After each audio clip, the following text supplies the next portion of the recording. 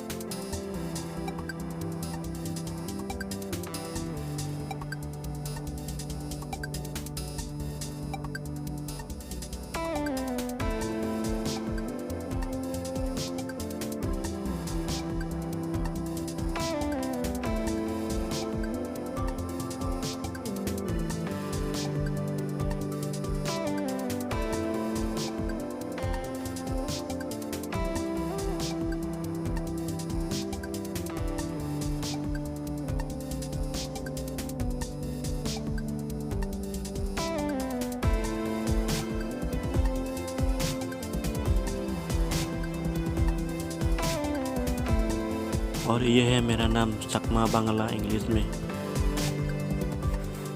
तो मैं अभी कुछ लिखूंगा और आप लोग देख लेना और ध्यान से देख लेना और समझ लेना।